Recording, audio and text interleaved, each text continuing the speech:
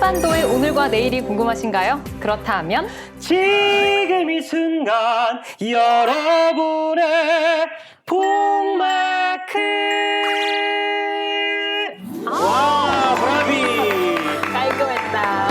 점점 실력이 일취월장이에요.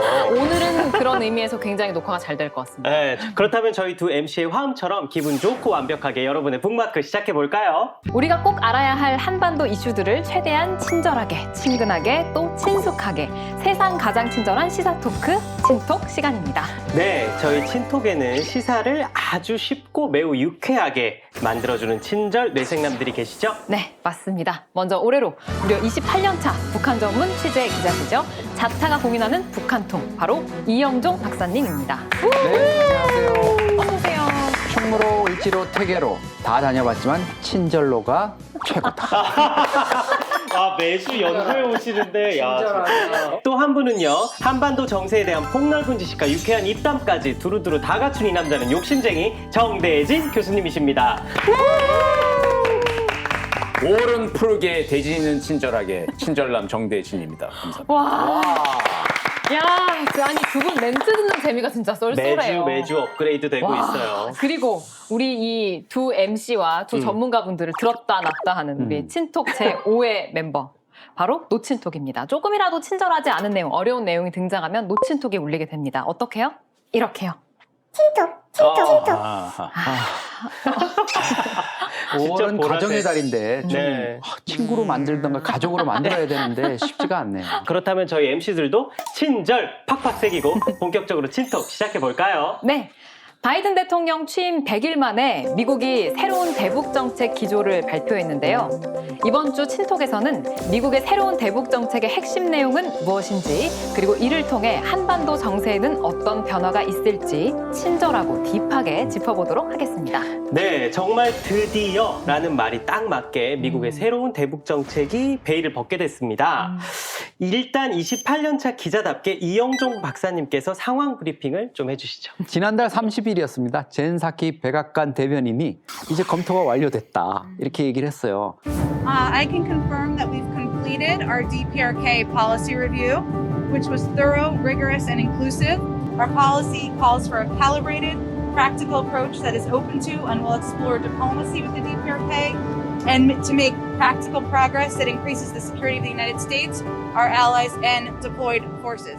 마침 이제 3일부터 런던에서 G7 외교장관 또 개발 담당 장관들이 모였는데 여기에 뭐 토니 블링컨 장관도 모이고 우리 정의용 외교장관도 모였고 또 영국의 뭐 외교장관 각국의 이제 장관들이 모이니까 이 자리에서 자연스럽게 좀 동맹들 간에 외교적으로 이 정책 내용들이 공유가 됐다고 합니다.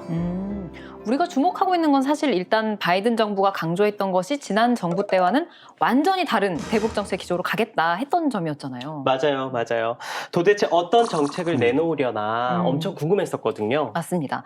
그래서 우리 전문가분들이랑 이 내용을 본격적으로 파헤쳐 보기 전에 미국이 새로 내놓은 대북 정책 기조의 핵심 내용들을 한 문장으로 요약한 문장을 한번 보려고 합니다. 보여주세요. 한반도의 완전한 비핵화를 목표로 실용적이고 조정된 접근을 통해 외교적 해법을 모색할 것. 형주 씨 이거 어떤 의미인지 아시겠어요? 아니 뭐 비핵화, 실용적, 외교적 뭐 온갖 단어들은 다 갖다 붙였는데 그렇죠. 뭐 좋은 단어들이긴 하잖아요 사실. 근데 아니 그래서 북한이랑 당장 대화를 해보겠다는 건지 만나자는 건지 말하자는 건지 도저히 모르겠어요. 그렇죠. 아마 우리 시청자분들 중에서도 형주 씨랑 같은 생각을 하고 계신 분들이 많이 네. 계실 것 같아요. 일단은 미국 입장에서는 북한이 좀 어떻게 나오는지 지켜보자라는 입장인 것 같더라고요, 교수님. 맞나요? 예, 그렇죠. 외교적 해법이라고 하는 것 자체가 일단은 대화를 해보자라고 하는 얘기잖아요. 그리고 이제 그 앞에 실용적인 접근이라고 하는 게 붙었어요. 네. 결과물을 내기 위해서 사실 지난 북한 핵 문제 30년 동안 할 거 다 해봤어요. 정상회담까지 다 해봤잖아요, 사실은.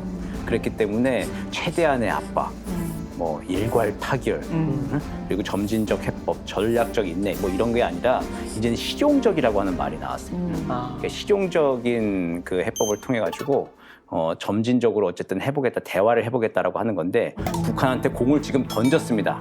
그리고 지금 수일 혹은 수준에 혹은 수개월이 걸릴지 모르겠는데 네. 기다려보겠다. 이제 북한이 이제 알아서 해라. 그러니까 대북 제재로 압박을 하면서 이거 풀고 싶으면 너희들이 먼저 와서 뭘 할 수 있는지 얘기를 해라 이런 거네요. 그렇죠. 얘기 한번 해보자. 아. 그냥 기다리고 있을 테니까 너네가 이제 판단해라. 이제 아. 그런 이야기를 한 것이죠. 신톡 신톡에 울렸어요? 신톡에 울렸어요? 갑자기 신톡에 울렸어요? 내가 뭐 잘못했어? 나는 미국의 이야기를 해석했다고요. 나는 뭐지? 내 얘기를 한 게 아니라고요. 더 이상 친절할 수가 없어요. 누가 누구 때문일까? 그러니까요. 궁금한데 저도. 들려주세요.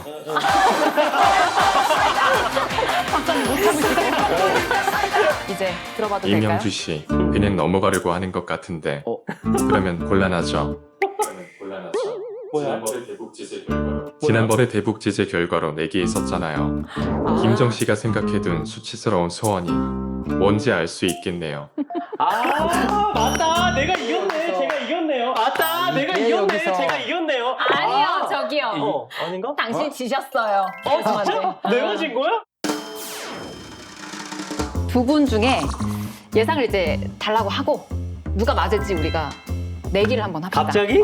중국을 통해서 북한을 관리한다. 저는 좀 약간 또 다르게 미국 스스로 네. 미국식 강대강 선대선. 저는 우리 소장님 의견에 한 표를 전 저는 자동으로 정 교수님의 의견에 손을 들도록 하겠습니다.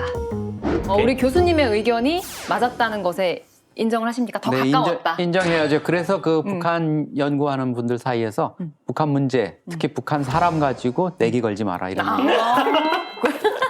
진짜. 자, 그럼 어떻게 제가 이제 소원을 빌면 저한테 이제 되는 건가요? 네, 졌으니까 당연히 어떻게? 제가. 제 소원은 바로 방송 마지막에 공개하겠습니다. 아, 그 뭐야 시청자분들 잡아두는 건가요? 그렇죠. 우리 형주 씨의 재롱잔치를 보고 싶으신 분들 채널 고정해 주세요.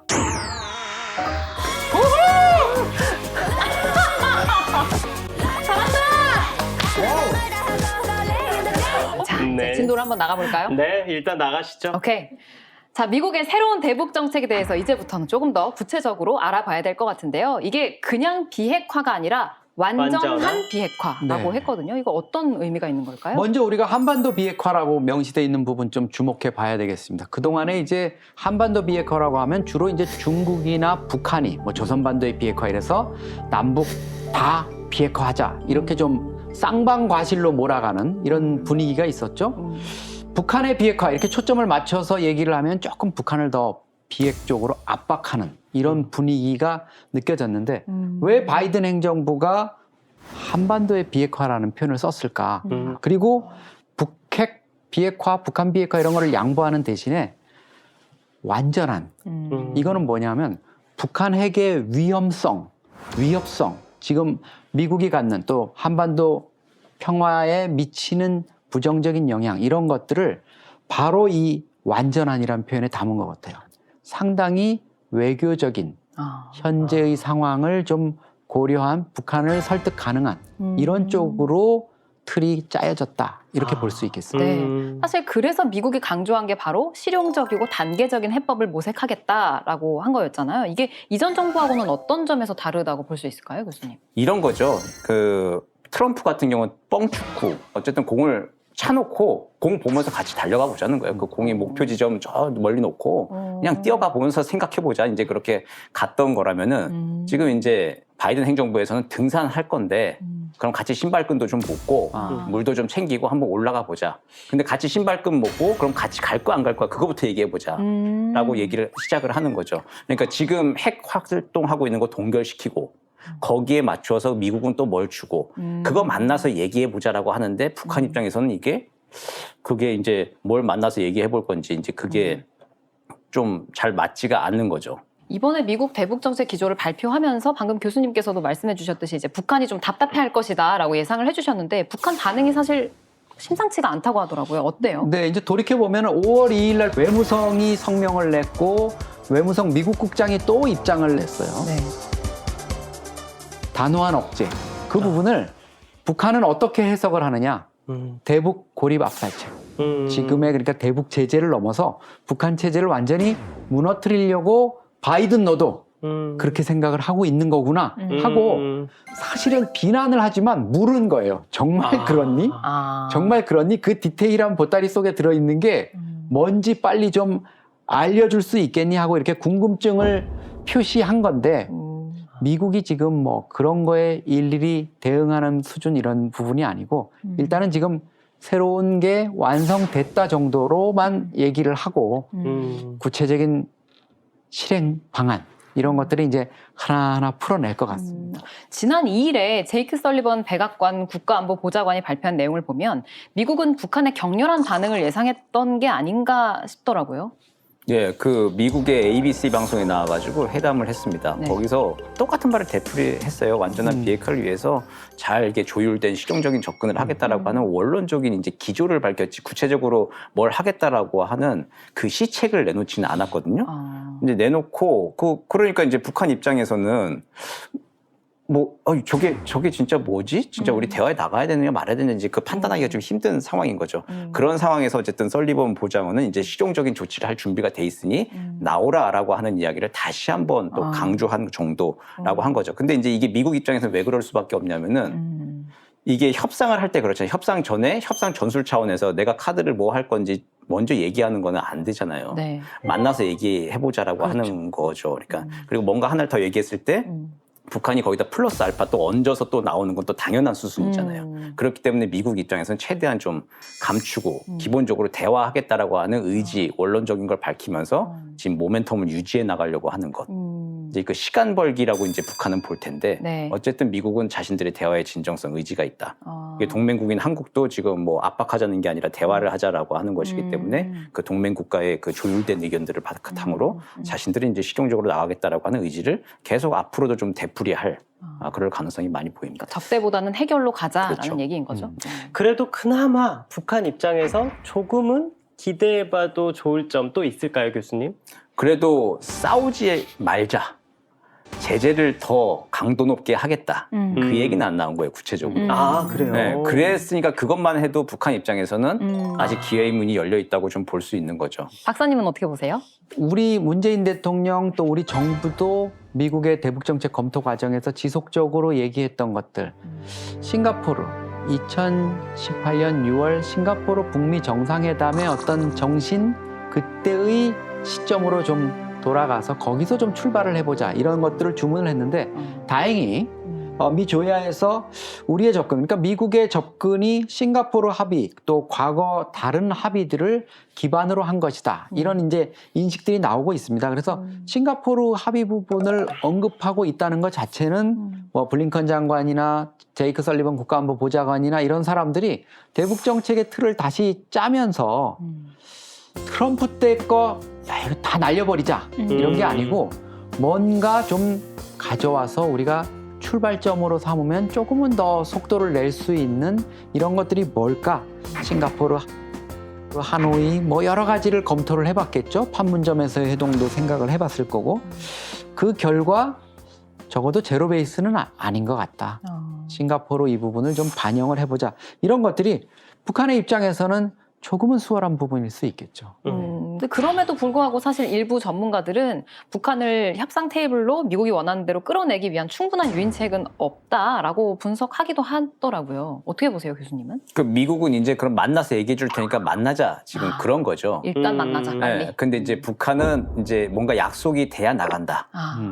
받을 게 뭔지 얘기할 게 뭔지 듣고 나서 나가겠다라고 하는 그 입장이 지금 팽팽하게 평행선을 좀 달리고 있는 겁니다. 그래서 좀 어려운 건데 미국 쪽에서도 근데 카드가 훨씬 많죠.